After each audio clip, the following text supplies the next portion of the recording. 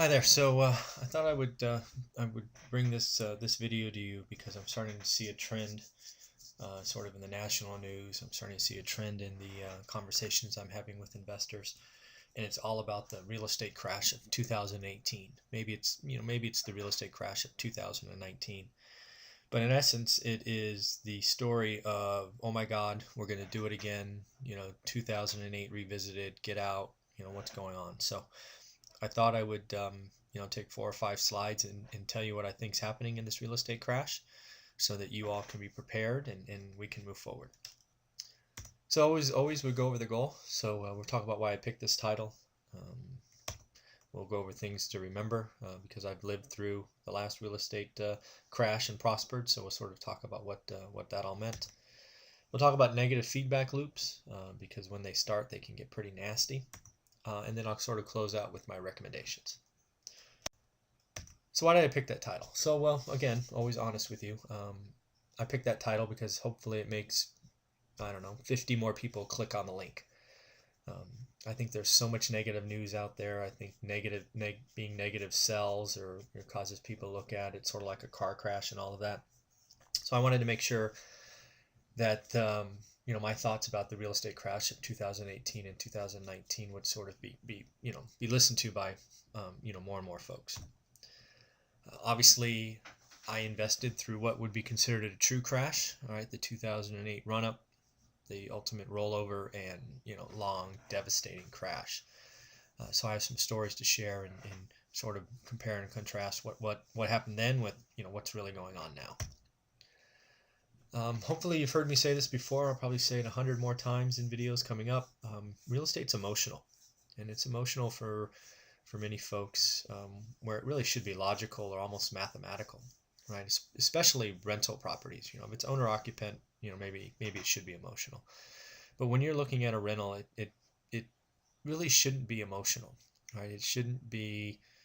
You shouldn't allow outside forces to sort of get involved in things of that nature. It's either a deal or not, frankly. So that's one of the things. But again, when real estate gets a bad rap or the negative trend turns, it can cause emotional reactions. And then again, I want to talk to you about what I think is happening and frankly, what I expect to get worse and, potentially, frankly, a lot worse. So do you know what really caused, the last crash, right? The one in 2008 going forward? It really was a supply-demand imbalance, right? That's, people talk about the lending, they talk about neg-ams, they talk about, teaser loans, liar loans, all of that.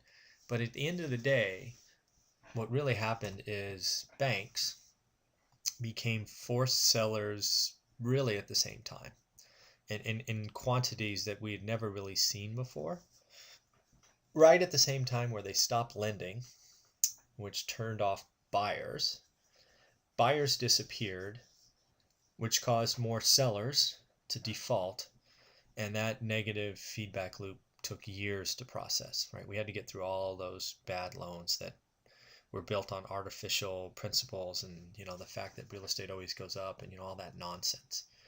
But at the end of the day, what happened in 2008 through, 2011 or whatever it is we had a supply-demand imbalance. The market was flooded with properties when there were, active sellers and there were no buyers. So economics says there's only one thing you can do. That's lower prices. And they kept doing that until it got to a silly level, and then the big money hedge funds and banks and came out and scooped everything up. Right? That's what happens. So that's really what happened.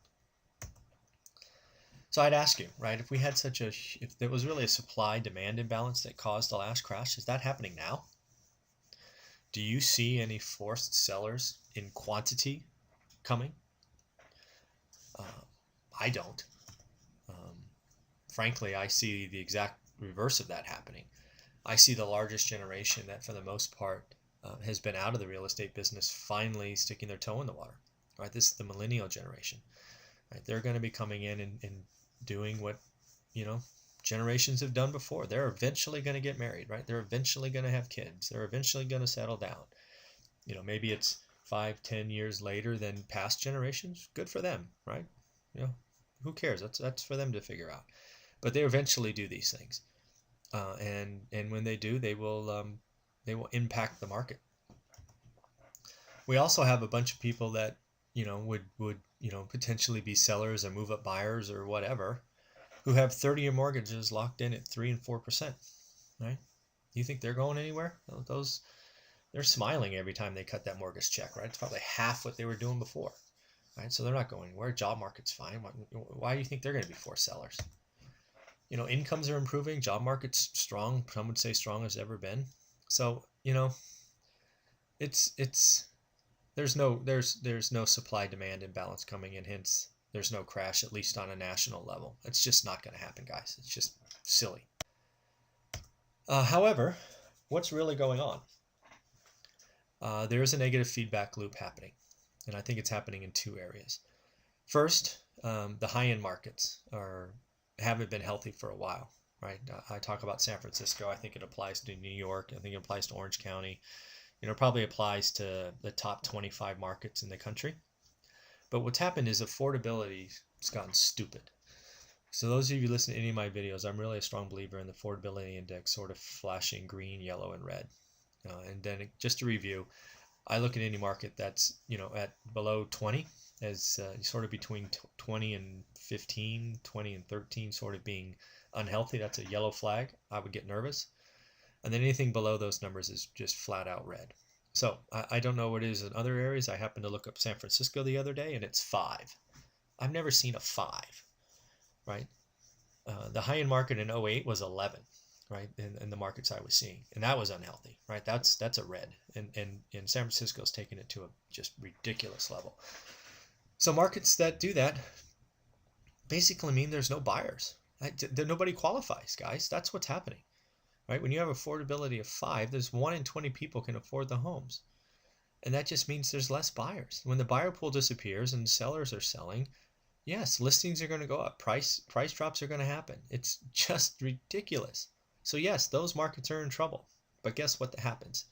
Is those markets grab the headlines, right? CNBC, Wall Street Journal, Fortune, Forbes all talk about San Francisco, Silicon Valley, Seattle. The list goes on, and guess what, guys? They're unaffordable. They should go down. So just realize what they're doing, and they're painting a broad brush on 25 markets. It's just silly. The other thing that's happening is properties above the median, and more specifically 2x the median, right? So if your market's average is 250, right? If they're above 500, there's too much building going on there, right? We're seeing what historically has been move up buyers not move, right? Because again, they have those 3 and 4% mortgages, so they're building or having inventory when there's no buyers, right? There's this whole minimalist movement and do less with more, and all of that stuff going on. So there's a lot of homes at 2x when the buyer pool has disappeared, or at least been cut by 25, 30%, whatever it is. So if you're in those areas, if you're in a high-end market, well, first off, you shouldn't be listening to me, because I would never tell you to do that, because they don't cash flow. I also don't recommend buying so far above the average. So if you listen to me, hopefully those don't happen. But if they are, these two factors are dominating the headlines, and the authors are making blanket statements meant to scare people. And 30% price drops, or listings have price drops, and oh my God, we're pending sales are down. Yeah, of course they are. I mean, there's nobody that can freaking afford to buy the damn thing. It's just silly.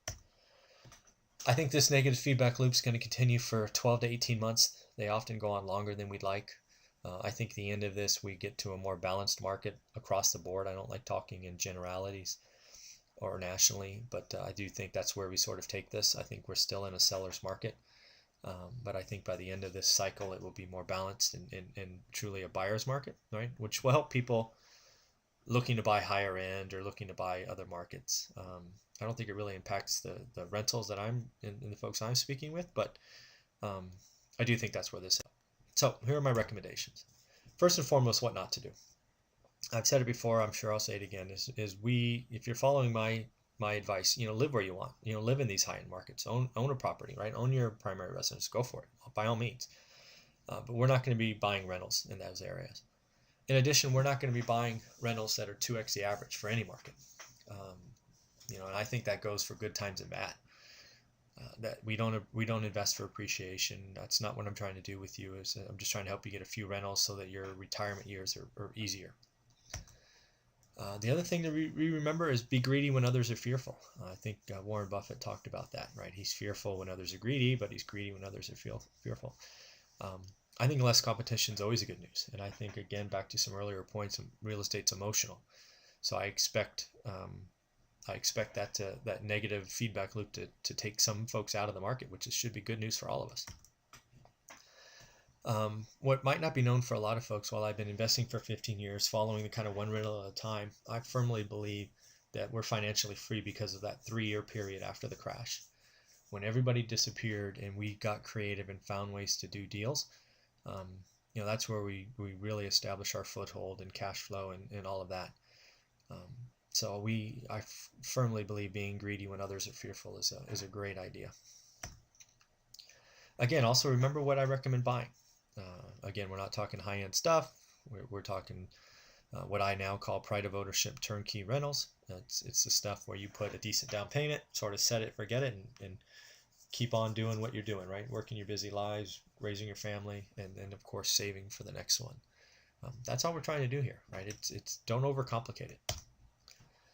The other thing I recommend is see every negative article as good news.